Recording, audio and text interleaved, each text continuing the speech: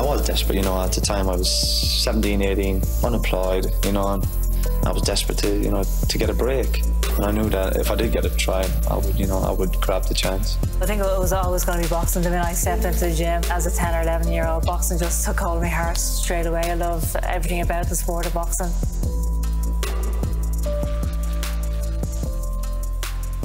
Hello, I'm Marie Crowe and this is We Become Heroes, the RTE sport podcast that explores how elite athletes and sports people reach the top of their game and the lessons that they learned along the way. I'm delighted to say my guest today is a former Leinster, Ireland and British and Irish Lions player, Sean O'Brien. Sean, how are you? Hey Marie, how are you? Good. Thanks really for coming on. I know it's a busy time for you because you are in the middle of pre-season. How many pre-seasons have you done now? Does it get easier? This is number 15 now. Not so sure if it's any easier, to be honest. The last 8 days have been a bit of a shock to the system again, but enjoying it all the same. And the weather makes it a little bit easier over here, so it's been quite hot. And yeah, there's a good buzz around the place, which is always good. And COVID is starting to disintegrate over here a little bit, and things are opened up, so it's a little bit easier than, by all accounts, what's around home. Yeah, it's tough enough here still at the moment just because people are anxious to try and get back to things and crowds to matches and all the rest of it. It's still a bit limited. So when you think back to the first pre-season that you did and look at what you're doing now, like how much has changed? Yeah, there's quite a lot has changed, to be honest. The first pre-season, I remember, I think it could have been the guts of 8 to 9K of a stage run is what it was called. So it was like 100 meters, and then you'd have 1-to-1 rest, then 200 meters, 300 meters, 400 meters, and then back to one, and then you'd have 50s and all this type of thing. So the whole dynamic of it has changed in terms of the science behind everything. And now, like, you're running no more probably than 4.8K in a proper conditioning day. But that's probably high intensity. It's still quite a lot, to be fair, over a 60-minute period. But yeah, it's changed an awful lot. There's just different techniques. There's no more like flogging people into the ground. There's individual programs now. So something that suits me mightn't suit someone else. And some whippet of a type fella mightn't be doing the amount of running that us bigger guys might have to do just to keep a bit of weight on them. So no fear that with me. So it's changed so much. And I suppose I enjoy that part of it too, because it is more tailored to the individual. While group sessions and field sessions are done together, the individual conditioning is quite unique to your own body and how you can get in the best shape possible come the season. How different do you think your body is from when you started then to what you are now? It's hilarious actually, because every now and again one of those like under 21 pictures might pop up somewhere, or someone might send it to me saying, geez, do you remember this evening or that match? And I was a big lump for a 21-year-old, I'd say, in terms of I was pudgy. Definitely a lot. Yeah, I was definitely a lot more pudgy than I was now. I was just probably I didn't probably think about nutrition in a serious way back then. And I look at my body now, I think every year, even now at 34, I think I'm definitely in better shape in terms of aesthetically looking at myself like than I was when I was 24. I'm definitely a lot more leaner now. And you just kind of, I suppose you get to know your body as you get a bit older and know what works for you and know what doesn't. And the other big thing as well is you're that much more smarter in the off season. So you're not like eating a lot of bad food or staying inactive for any kind of period of time. So you just get a lot cuter. And I think that helps them when you get back training. You get into a bit of better condition as you go along. So London Irish, what's life like with London Irish and life like over there? Yeah, to be honest with you, it's been a breath of fresh air for me. I kind of came over here not knowing really what to expect. I thought I had probably a perceived perception with London in terms of, oh, people are going to be so open and it'll be a different place. I'll fit in lovely. And when I get over here, I feel people are quite closed off over here. But as you get to know people and you're in the area, etc., in Teddington here where I am, it's quite a close knit community. I've kind of bumped into the same people now for the last while at coffee shops and the local pub for a roast, for instance. So it's quite refreshing over here. I think when you live in Dublin for so long, you're in this bubble, and rugby is a very major sport in Ireland. But over in London, it's not that major at all. People mind their own business. They don't pay attention to you. They don't really, they don't delve into your life as much as probably people do in Ireland, which is quite refreshing. And I'm definitely a lot more relaxed over here in terms of how my thinking is, and I suppose I'm definitely enjoying myself a lot more, and I'm probably a happier person actually since I moved over here, which I probably didn't think of at the start. Do you think a lot of that is down to the focus that was on you? And look, Let's Rugby, it's massive here. Everybody knows who you are. Ireland Rugby is even bigger. You're big stars. Everybody wants to know about you guys, and that brings pressure and expectation. Do you think that was a factor? Yeah, it probably is a little bit, to be honest, around home. I think it's just probably the culture you get used to as well, and the way people are at home. We're over here, it's just like there's soccer players, there's Hollywood movie stars. For instance, Tom Hardy was walking down the street in Richmond a couple of weeks ago with his dog, and you know what I mean? Nobody's saying a word to him. If he was in Dublin, he'd probably be hounded by photographers, or, they'd probably like be. Matt Damon that time. It was the biggest story for weeks. Yeah, that type of thing. So people don't really bother with other people over here. They kind of look after their own business, and they're very busy with their own lives. There's a lot of people over here just, are workaholics, and, it's quite nice to just shoot the breeze, really. Mm-hmm. Yeah, well, if we didn't bother with people, we'd have nobody to gossip about. You know what I mean? So look, I'm going to get into our set questions. I'm going to have a look back at your career. I know you're still playing and you still have a lot more to achieve, but you have been around the block for quite a while already. So tell me what your earliest memory of sport is. My earliest memory of sport is actually playing in what was called the Jim Morris Under-8 tournament in Éire Óg football club in Carlow. I was playing with Ballinrath, and we won that Under-8 tournament at the time, and that's my earliest sporting memory, is playing Gaelic football in Éire Óg in the tournament, playing full back, and then went out midfield in the second half, and it was just great crack and such an enjoyable time. And we had actually that team that I was on at that time. We stayed together the whole way until minor. I'd say we only one or two lads might have dropped out, but we had a cracking football team back then. It's funny, I can actually see it in your face, like you're transported back there almost. You could see how much enjoyment you got out of it. Yeah, it was. I suppose they're great days just to think back on, because that's what it was then. I didn't, if you know what I mean. You didn't have, I suppose, a professional mindset, or you didn't have anything like that as a child or as a kid, like at 8 or 9 years of age. You just had fun with your friends that you're after starting school with, and after joining the football team with, and they were just great days, to be honest. And drinking, sucking on oranges, and having like penny sweets and stuff after the game, and bits and pieces like that. I still remember. Yeah, and then if you win something, then you get brought to the chipper for the burger and chips, which is the biggest treat ever. into McDonald's afterwards, I remember. So, who were your heroes then growing up? Like, who did you want to be like? I had a couple of heroes growing up. I had like Victor Costello would have been rugby wise. Victor Costello was someone I always looked up to. I suppose at a young age, I didn't you don't really know like who these people are or anything. But as you kind of get into your like 12, 13, you start to really like hone in on different people. Roy Keane was a massive one, just because he was such a leader and influential player for Ireland at the time as well. So he was another one. Used to love Eric Cantona as well. Used to have all the Man United jerseys with Cantona on the back of it. He used to go around to collar up as well, which is funny back up now. But that was a thing, I think, though. I think that was like everybody was doing that at the time. They probably were. I was probably late to the party as usual, maybe with some of that stuff. But they were probably three guys that I would have looked up to. And then, they're probably the three that I used to mostly look up to anyway, for sure. So did you have an idea that you wanted to be a sports star or anything like that when you were a kid, or was that even on the radar? No, I don't think it never even crossed my mind, to be honest. I was very, very good at Gaelic football, always. And I probably thought, even into my teenage years, even until I got to 15, 16, I said, right, so the only thing I want to do is play county and play at the highest level I can.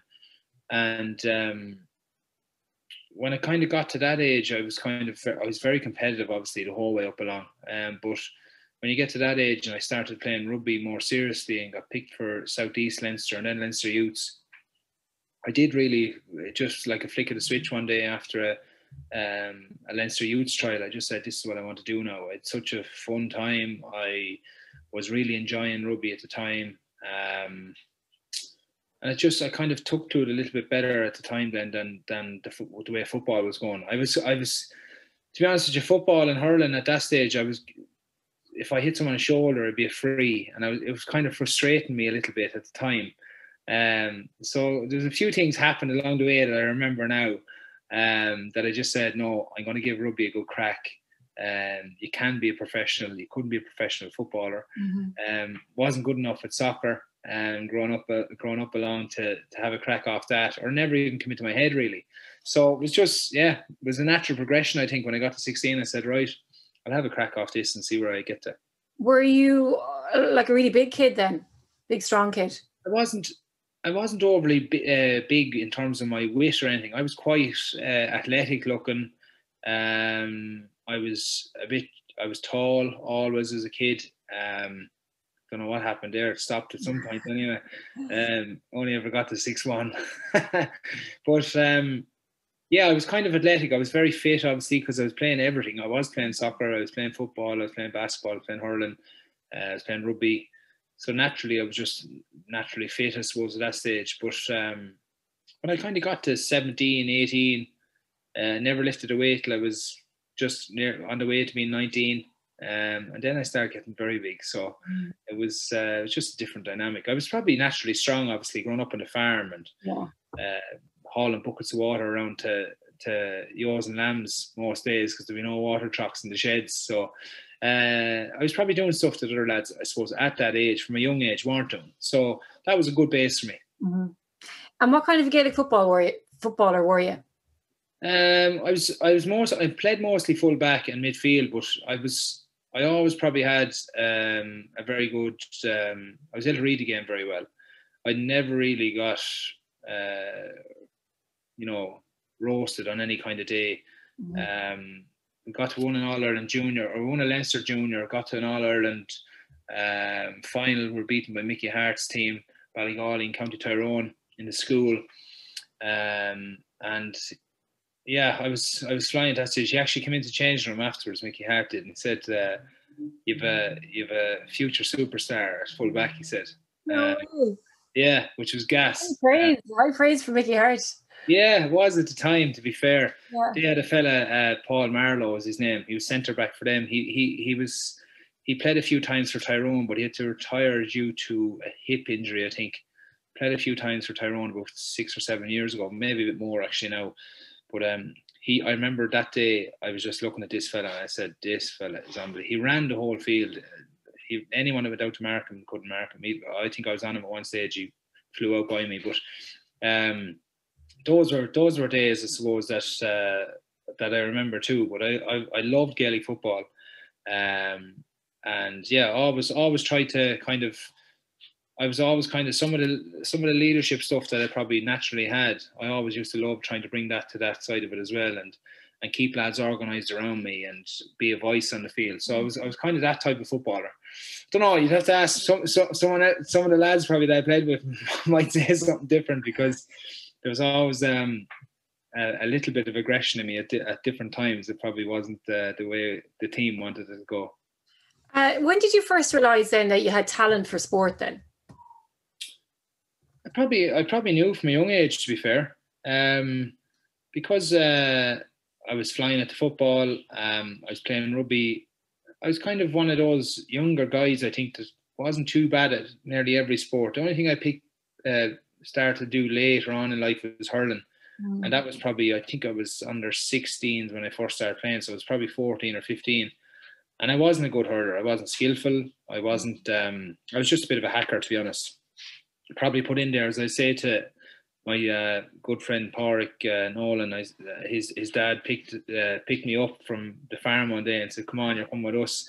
It was just basically landing the ball on top of him and see does he break it down to someone and hopefully we get a score. So, but no, I was probably handy at every sport growing up along, but football and rugby really took off for me, and they were the two things that I was probably the best at.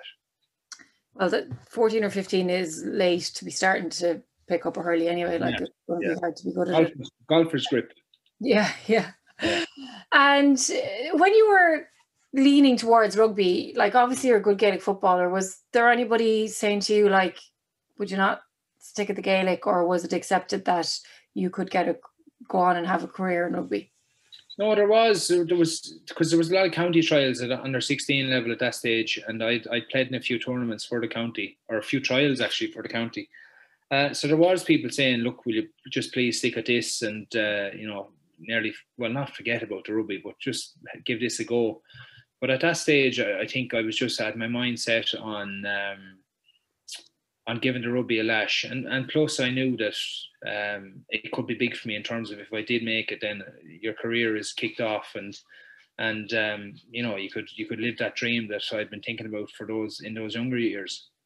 It's a good awareness to have at a young age, though, isn't it? That the fact that you were able to think, I could go on now and actually that could be my job. Yeah, I think once I flicked the switch in terms of I stopped playing as much football, I was more concentrating on rugby.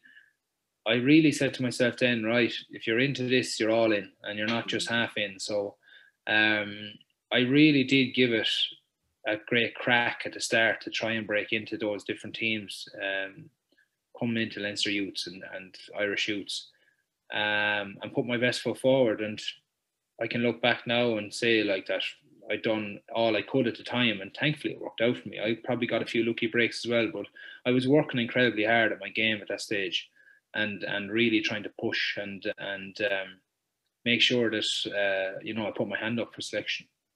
So when you were on that journey and you've decided that you were going to pursue a dream of being a rugby player, what did you have to work on most in your game as you were developing? I think the biggest thing for me, it wasn't the lack of strength or anything. It was the skill set that let's say the schools players had when I went into Leinster first. Because they were doing it every single day, they were just miles ahead of where I was. And that was the biggest thing for me. The strength stuff I knew that would come. So there was a thing, like some of the lads at the gym were way stronger than me in the gym, but they weren't stronger on the field. So there was kind of what's called now farm strength and then gym strong.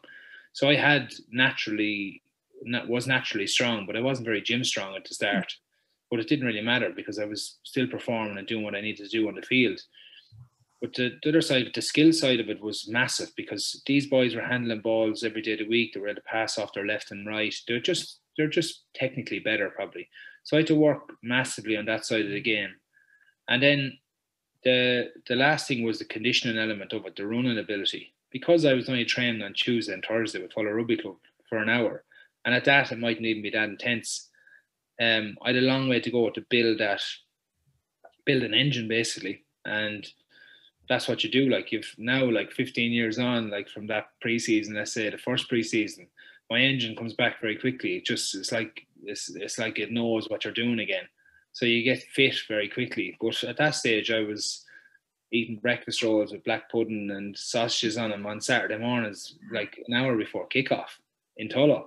So that all changed. Plus, you're going to train every single day of the week, and just become a professional and act like one and play like one. So all those bits and pieces, but definitely the skills and the conditioning element were massive for me. So you get into Leinster and you get a contract, and you start to make a name for yourself and become a regular and go on to win Heineken Cups and play for Ireland and all the rest. At what moment did you think, like, I'm here, I've made it, I'm with the best in the world here? Like,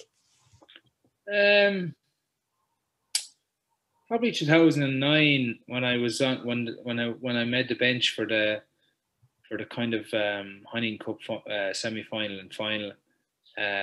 not that I said to myself I've made it.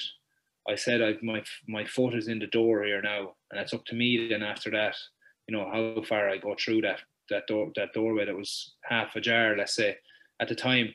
There's a few lads starting to get to the end of their careers in Leinster. I was coming in. I was performing really well in training. I was looking after myself reasonably well, as best I knew probably at the time. So I did. I still have diaries at home where I've written down in notebooks. Like, it doesn't matter if it's 30 seconds. Make sure you do a positive impact. For instance, coming off the bench. I've seen lads before, like Sulkin, coming off the bench because they play 2 or 3 minutes. But I kind of said, any opportunity I get here, make sure I put my hand up and do something good anyway. So there was a lot of that the first year. And then in 2000 and that was 2009, that year. 2010, then I really started to motor again. And then 11, like, I took off and kind of cemented myself in the team. And that was it, really. The rest is, I had a phenomenal year that year. European Player of the Year, and I was just on fire. I was confident, I was strong, I was a bit of the unknown. People didn't really know much about me, other teams, and I just backed my ability then every time I went out. You have an unbelievable drive. Where does it come from? I think it probably comes from, a lot of it comes from where I've come from, and family and all those bits and pieces that motivate you and what you want to do for the area. And these are all things at the time for me that were ringing in my head. There was people doubting me. A lot of factors, I suppose. I suppose I had a lot of strings to pull on in terms of right, what's my motivation today? I'd hear something during the week, or someone would say something around home, around the rugby club, that you might overhear. There's just lots of things, to be fair. But at the end of the day, I was probably unbelievably competitive about winning as well, which is obviously a massive help. And, while certain things kind of rile you up and say, look, I'll prove this fella wrong under your breath, or you wouldn't be saying it out loud. The ultimate thing was just winning and performing well within the team and going out and enjoying yourself at the weekend. Does it bother you if people say things about you that you don't necessarily agree with or like? Sure, look, at everyone, like the world we live in nowadays, like, you're never going to satisfy everyone. You're never going to keep everyone happy. There's always going to have people with opinions, and that's just life. I think you have to be at peace with that. Bar they're not insulting your family or something very personal. I kind of let all that stuff go over my head. You can't really control it. There's not much you can do about it. I often say, like, at home, or if there's something that had happened, like if someone wanted to say something to you, for sure, pick up the phone and ring you, or come and say it face to face and see what to do with it. And 9 times out of 10. So I often say, if there's something to be said, like, say it out to someone properly, and have a discussion about it. But like, no one ever does that. It's easy to sit behind a computer or a phone and say something with someone, but some things are sometimes it's just better saying nothing and suck it up and move on with your life. I'd say 10 times out of 10 the person isn't going to come up to you now and say it to your face somehow, I reckon, anyway. But if they're very I suppose they're backing their argument of what it might be. I actually like discussions like that, so not a bad thing, but you'll always get one that might challenge on something.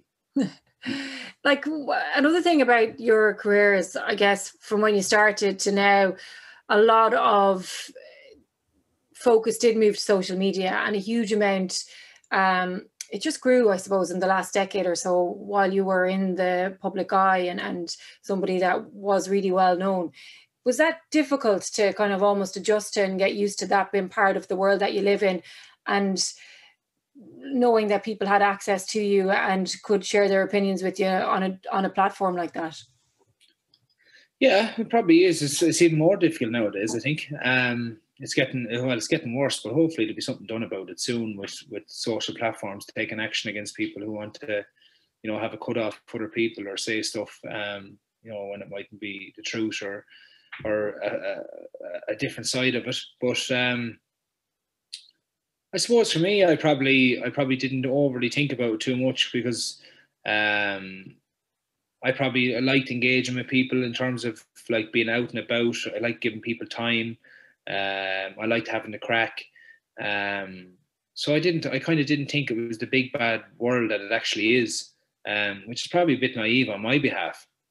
But it's just you can't advise everywhere. You can't stop people doing certain things. So it's just the world we live in, unfortunately, and it is a bit of a nightmare in terms of if you're I suppose a sports person now that's out there, you have to be kind of squeaky clean, and anything that you might fuck up on or that you might do wrong it's going to be on social media. So you just have to try and not make mistakes and put your best foot forward. Easier said than done though, because everybody's human. Yeah, everyone is human, and people kind of forget that too, that there's no one perfect in the world. There's no one that hasn't made mistakes in the world. Absolutely nobody. So that's the human element of it. But again, I suppose when they're sitting behind a screen or a phone or whatever it may be nowadays on social media, it's a free for all. So everybody's had setbacks, whether it's injury, whether it's getting dropped from a team, whether it's just having to deal with something that's been difficult in life.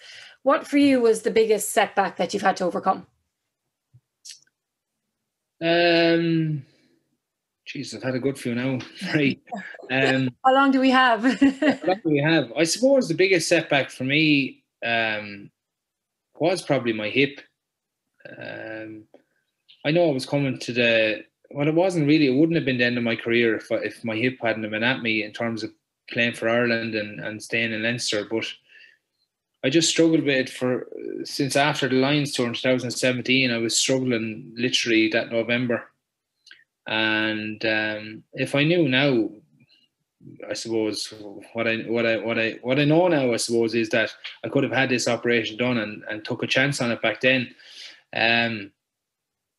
But I struggled mentally then at that stage. It was eating me up, so it was, in terms of not being able to do what I'm capable of, not being able to influence the team on the field like I knew I was capable of, and just suffering with a lot of pain for nearly 2 years. And I don't know, I look back now and ask myself, why did I let myself do that as well? Because it was pretty bad, to be fair, and I wouldn't do it again. But missing the World Cup, even though it was a very poor World Cup for Ireland, missing that World Cup, I felt I had unfinished business from 2015. There's a few bits and pieces that I really wanted to just tick off personally, and didn't get the opportunity to do that, and wasn't overly happy with the way it all ended for me. But as a professional athlete, you don't control your own destiny sometimes. Mm-hmm. Would I've loved to played my last game in the RDS in front of a full house of Leinster supporters? Absolutely. Would I've loved to do the same in the Viva? Absolutely. But that's just not the way it goes. So there's a few things like that. But my hip being the pain it was for just over 2 years was probably the biggest setback. Describe the pain.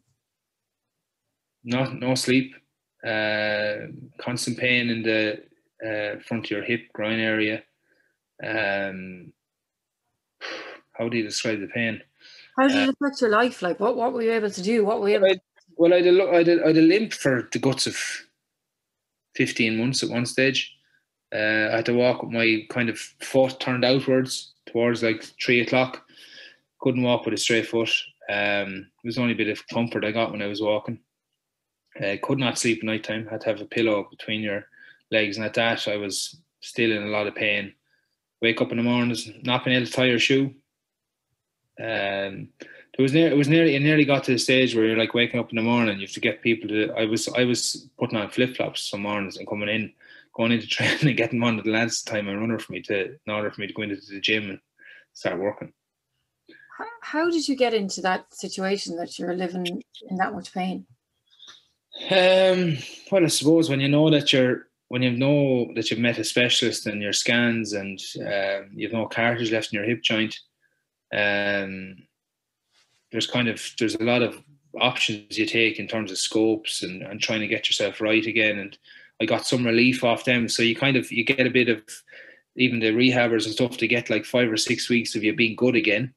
And then after a game or so, you break down again because the impacts are too much, or there's so many variables in a rugby game. You could get hit on the floor, etc., and your just hip flares up again. So I had really good weeks, and then I had really, really bad weeks.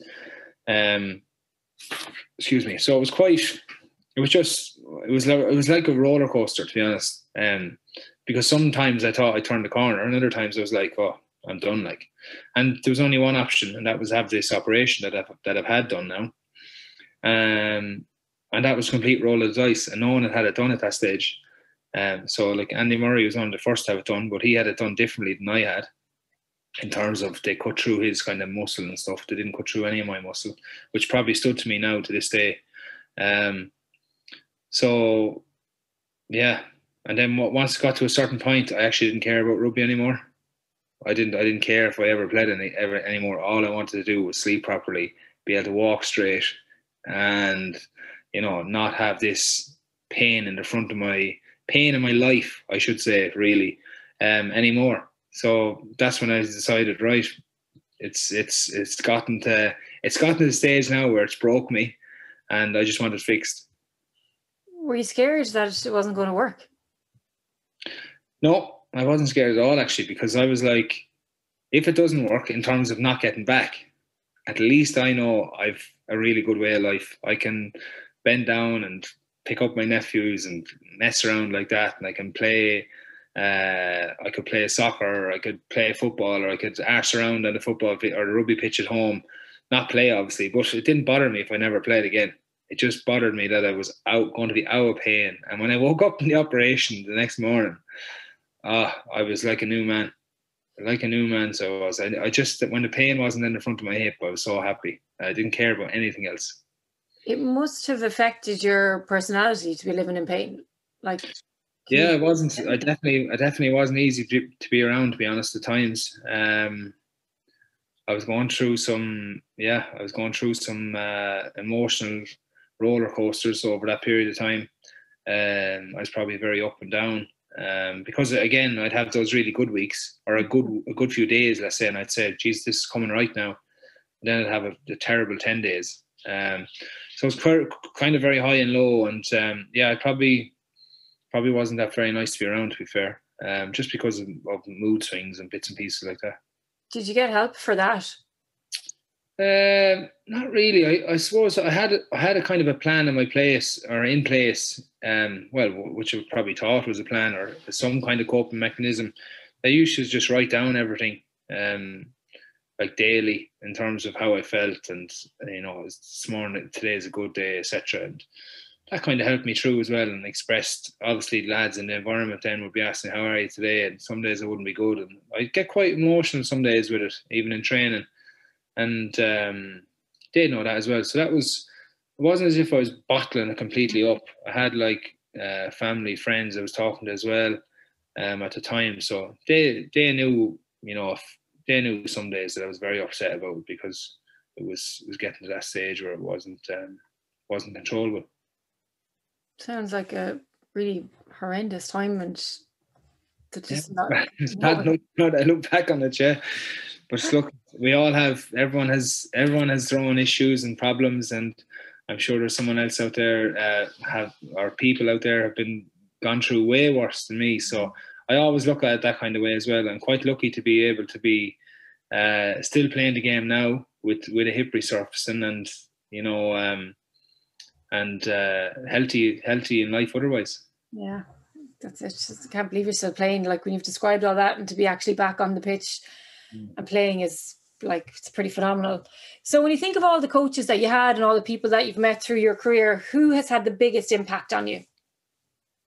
There's been quite a few, to be fair. I think my coaches in Tullow at the time, Vinnie Mann, Larry Canavan, George Kavanagh, there was Pat O'Keefe, there's all those boys that were involved in the management at that stage, all like kind of had a big influence on me in the early days. Collie McEntee and the Leinster Academy had a big influence on me when I went in. That kind of, he was nearly like a big brother to me in terms of just his mindset, and he liked what I was about, and I got on pretty well with him, and he kept me going on tough days in there early on.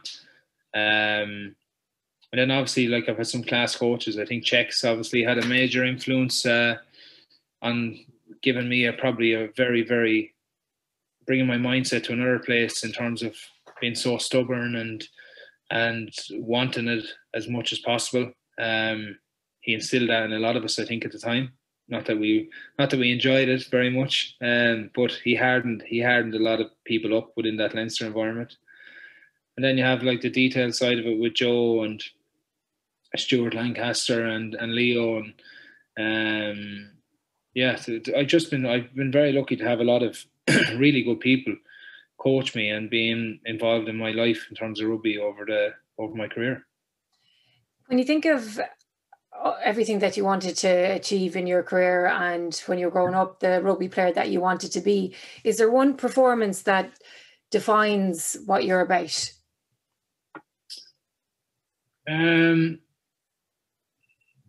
Yeah, there probably is. I think that second half of there's a couple, but I definitely think the bigger games I've played my best rugby. In the biggest games with the most pressure, I played my best rugby.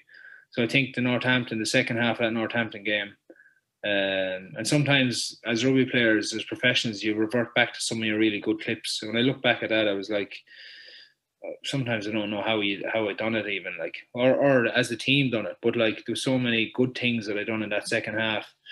A couple of the All Black games, the one in Dublin that we lost by, and then the one for the Lions. Those kind of games against the best players, I always took that as a bigger challenge, and I've always played well in those games, which meant a lot to me. It's something that people struggle to achieve, almost, to be really good on the big day and be able to perform under pressure. Why do you think you can do that?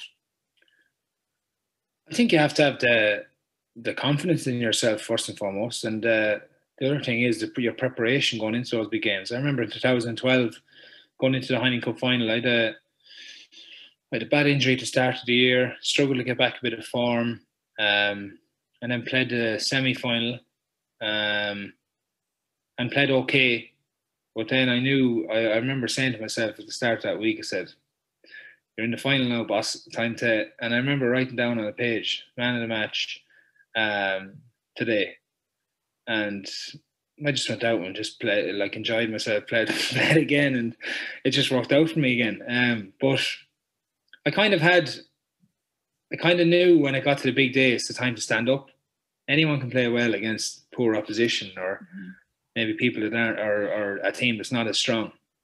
But again, I don't know what it was with me. Just the bigger the occasion, the more I enjoyed it and relished it. So yeah, it was just a thing probably ingrained in me, and that was it's something that people ask me often about. Was I like that as a young fella? When we got to finals, when I was even playing Gaelic football and stuff, it always seemed to be the bigger day. I enjoyed it a lot more and relished the whole occasion. So I think having the confidence in yourself first and foremost, and then the preparation that goes into that, have all your boxes ticked. Then it's about just going and enjoying yourself and playing what you've done nearly all your life. Sounds pretty simple. If you could just bottle that. So what do you think was your biggest success? Biggest success, probably getting capped for your country is one of them anyway, for sure. Every time you play for your country, it's a massive honour. So that was an incredibly special day for me in 2009, and then obviously going on 2 Lions tours was an unbelievable experience, and something that I'd never really thought about when I first got capped for Ireland in 2009. But 4 years later, then you're or 5 years later, No, 4 years later. You're going out to Australia on a Lions tour and playing in 2 test games. So very special moments, and absolutely magical in my career for me, and just personally delighted with them. We're in Lions season at the moment, right smack bang in the middle of it. What is it about the Lions that it's so special and that it just seems to leave a mark on people? Yeah, it's just bringing those 4 countries together, and people who you're trying to take lumps out of week in, week out in the Six Nations, and you're one team within 3 weeks of meeting. That's the special thing. It'll be very different, obviously, for the boys that are out there at the minute, because the whole aspect of the Lions is about the interaction with the fans, the crack you have off the field, opposition fans, just the atmosphere around the whole Lions and what it's about as an entity is very, very special. And Jesus, we had some serious crack on 2013 and 2017, like unbelievable stories from both tours and memories that'll last forever. So that's what makes it so special, obviously, and to go out and win, obviously, then on a Lions tour is the ultimate. And thankfully done that in 2013 and drew the 2017 one. It's not a bad bag altogether. Absolutely not, and you're still going. So what do you think will be your legacy? This is a hard one. Yeah, it is. It's a tough one. I've always said this, and loads of obviously sportsmen have said this, is just to leave any, I suppose, setup that I've been in a really better place. And I hope I've done that for Leinster. I hope I've added to the Leinster legacy over the 12 years I was with them. Same with Ireland for the guts of 10. And now with London Irish, I hope that I've added something to both setups and be remembered for what I've done on the field and what I've given on the field.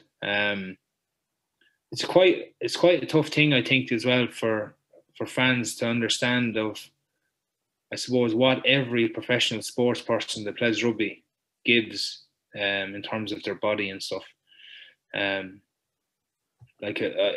more of appreciation for it now than as I get older, in terms of looking at younger lads, what they're going through now. And I've a year left probably in my career. So it's phenomenal. It's phenomenal, what we go through to actually give other people pleasure, and ourselves, obviously. But they're the things that I hope people will remember me for, is how I went about my business on the rugby field for province, and my club now, and my country and the Lions. Are you worried about what your body's going to be like in the future? I'm not worried about it, because I know it's probably going to be broke. So I knew that from probably my mid-20s. But to be fair, Marie, it's like anything. You get back into different things. So I suppose when I finish playing rugby, whenever that is, as I said, probably in a year's time, you start to heal. Everything heals in time. So, but if you have a bad back or a bad shoulder or whatever it may be, you crack into other things. So I'll probably become a yoga teacher or Pilates teacher or something for a while. Definitely won't, but I'll definitely get into something like that, and just keep the body moving. I'll always be into fitness. I'll always be into, I do a lot of cycling as well. So I can see myself like always training, even when I finish, in terms of probably be more so on a bike. Running, not so much, I don't think. But definitely keep myself ticking over and staying as fresh and as fit as possible when I finish. What about the brain? Because there is a lot of focus now on concussion, and it's a conversation that people are having an awful lot more. And when I think of players that went headfirst into a lot of other people, you are one of them that comes to mind. Yeah. Well, I never had a brain really since I was young, so I'm not too worried about that. I know, in seriousness, no worries with that, to be fair here.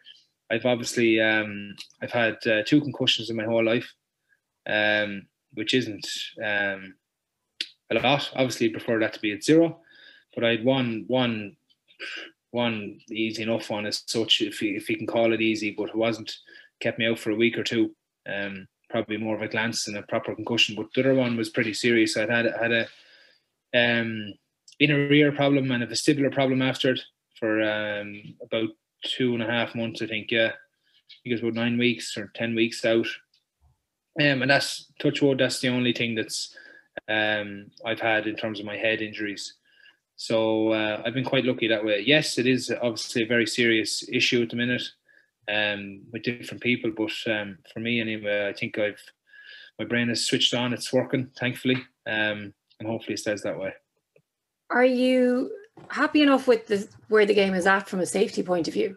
Like when you think of the next generation coming through, would you have any concerns that it might be dangerous, too dangerous for the athletes that are going to be, I guess, a little bit different to you when you were starting 10 or 15 years ago? They're going to be at the level maybe that you're at now. Yeah, no, I wouldn't have any fears of it. I think World Rugby and the respective organisations, they're doing a lot to protect people at the minute. Obviously, there's a lot more rules have been brought in the last 2 years to try and combat anyone getting a head knock, etc. So it's not being ignored. It's something that's out there, something that players are very conscious of, and it's something that we'll continue to manage as players as well, and make sure that we're doing everything we can, and the powers to be will do everything they can to make the game as safe as possible. So what next for you then? What next? That's a good question. But I have a few little bits on the horizon, but I've definitely coaching is probably the route I'm going to go down. Possibly farming. I'll just see. I think I'll just see. I would like to travel for 5 or 6 months and take in a few bits and pieces that I haven't done before I get old and settled, maybe at some stage. But yeah, I'll probably take a couple of months off whenever I do retire, and go see a bit of the world, and make a plan then of what's next. But definitely coaching is probably the thing I like and enjoy and have started already. So when you say coaching, like what kind of a coach do you see yourself as now? Because there's so many different layers in coaching now, and there's directors of performance, and there's head coaches, and there's directors of rugby, and then there's an array of different opportunities there. Yeah, I definitely don't see myself as a head of performance or a director of rugby, at this stage. But I definitely see myself as a coach that can coach. I think nowadays you have to coach a lot of different areas of the game. So if you're a defence coach, you have to be able to coach attack as well, because when you get the ball back, what are you doing with it? Or if you're an attack coach, you have to be able to manage like back three and wings and there's so much stuff now. There's a lot of unstructured stuff in attack. So you need to have a few strings to your bow, I think. And I think with a bit more experience and a few more badges under my belt, I could have a few strings to my bow. But ideally for me, I do like the idea of defence and attack breakdown and defence. So it's we'll see. And would you travel for that, or would you like to come home? Don't think I'd come home, to be honest. I'd probably stay this side of the water. I think there's just more opportunity here at the minute. I think if you were to come home and coach in your own province or a different province, you'd have to be ready for that. Again, if you were a young coach and things weren't going well for you, it wouldn't be long known about it at home. I think over here, if you're a young coach and things aren't going so well for you, you're given a little bit more slack and a bit more time to bed in, and organisations are probably a bit more forgiving. Okay, well, that sounds interesting and not that far away either. But you still have some rugby to play, so best of luck for the season ahead. Thank you so much for sharing your journey with us. It is not done yet, but it has been quite an interesting one to date, and you've achieved so much. And I know there'll be lots of sports fans out there watching this and listening to this who you will have given them some of the best days they've ever had watching the game that they love. So thank you for all that. And thanks everybody for watching and listening. Please like, review and share.